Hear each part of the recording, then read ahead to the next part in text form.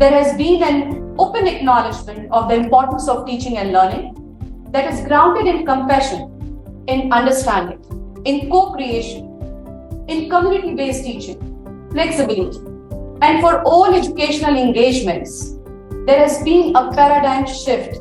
We all are witnessing that. This paradigm shift is focusing on humanizing the education sector, focusing on values in higher education, moving towards exciting ways of envisioning the education of the 21st century. The COVID-19 pandemic has hit the world hard in many ways, and especially affected education. But in this too, EduTech has come as a sort of savior to keep the momentum in education going and prevent students from losing precious years. As a publisher of over 5 decades, books have been very close to my heart, and I've always wanted to spread the knowledge of books as wide as possible. During my journey in higher education for 40 years, if we encourage the students, if we motivate the students, if we inspire the students, if we help the students, if we stand with them, if we open the doors for them, if we listen to them, if we make the class happy, we have a ministry of happiness here, no stress, no tension, make them free to talk, you will see a lot of brilliant ideas from them. The pandemic, we all of us know that hastened the whole approach of a digital learning, of the online environment in education, especially education that has been immense effect of the pandemic. So the whole system where the incoming of digital tool and the physical lessening of the physical effect, the whole balance, but the finding a balance between the two platforms and attracting students of all the engagements that a digital platform brings. That is, I think, will be deliberated deeply in the conference today. Think outside of the box and to think inside the circles. Find new and more effective ways of doing things and reaching others who have not been served in the past. A similar message to mine is communicated in the flyer announcing this Global Conclave, and the flyer states, the conclave will serve as a mutual learning experience to know what is happening in different parts of the world, of contemporary thinking on alternate pathways of learning, the transformative role of the existing institution and people involved therein.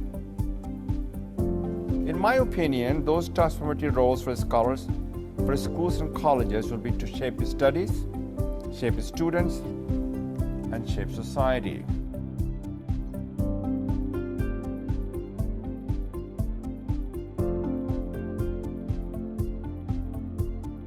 These systems could be responsibly used in a classroom, as long as it's transparent how it's being used, and the purpose is very clearly articulated and understood by the instructor.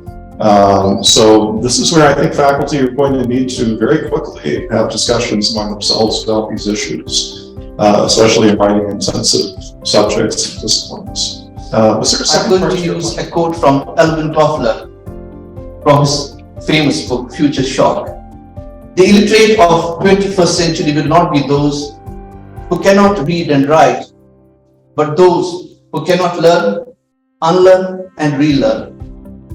Having a strong leader makes a world of difference for educators and teachers, particularly who want to improve their skills for their students and improve their student experience and help change lives. And our history was training teachers to teach in London's London schools, but we've come a long way over the last 120 years. We have numbers of different departments and focus on all aspects of education. Both leadership and excellence are loaded terms. I think you would agree. They are subject to interpretation.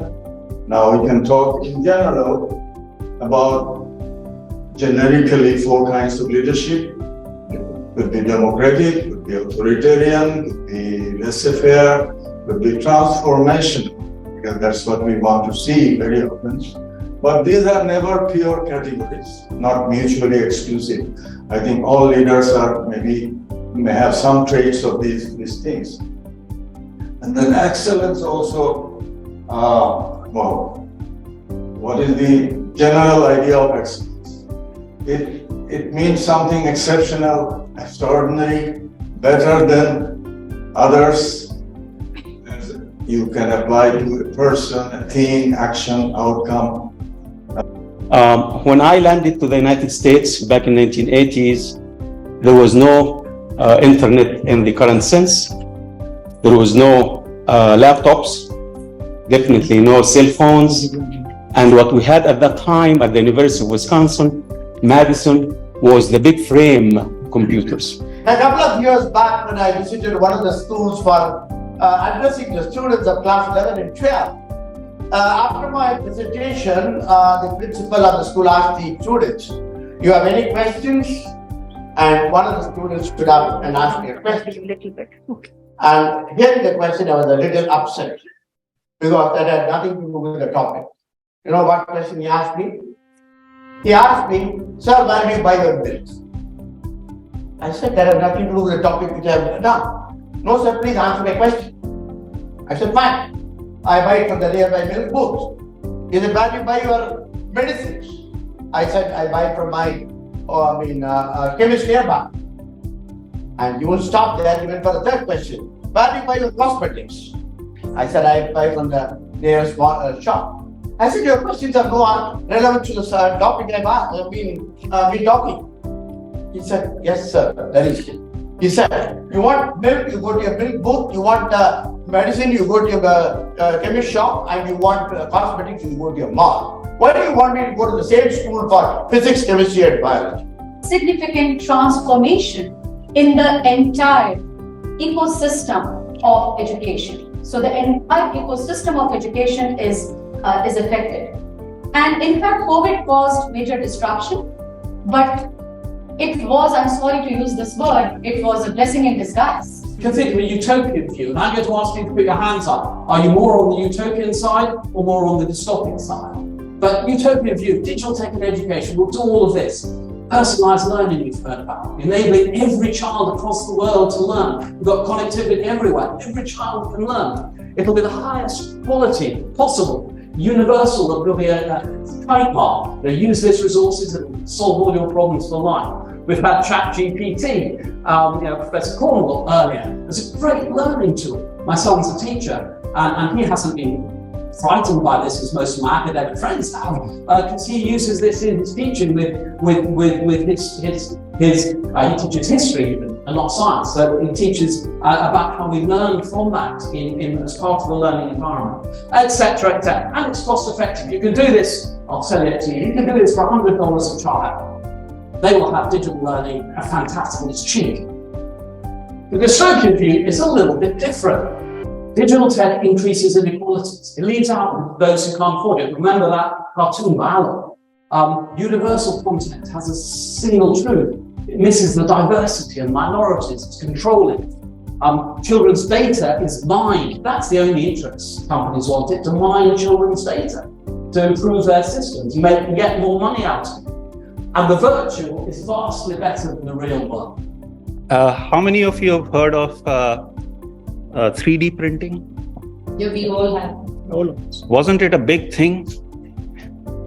Every affluent school had a 3D printing lab, and the kids were printing dinosaurs and showing them at the parent-teachers meeting that, this is building great design skills. What happened to that technology?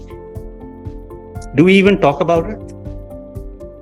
I think recently a house was constructed here in the UAE with on the 3D. There is an office which was constructed. This is just across DIFC. Yes, exactly. Which is sort of a showcase for how 3D printing could be used. It's a really nice building, right? Yeah. But was there another office or a building made after that? So no, I'm telling you that. No. So there are certain fads and technologies that we encounter every now and then, we should pause and let the dust settle down before going headlong into saying that metaverse is the next big thing. Since the morning, we had many other kinds of things that we talked. We talked about happiness, we talked about harmony, we talked about empathy, we talked about ethics. So many other things we talked. We just didn't talk about school alone. That is, I think, is a very interesting way things emerged as we went ahead, beginning from the first session. Now, I've cited in my paper, I provided the reader with access to the AI-generated essay. Could my essay be an academically acceptable piece of original writing? Reflexively, I think many academics would recoil at this notion, but we must examine the fundamental question of the assignment's purpose. Thank you.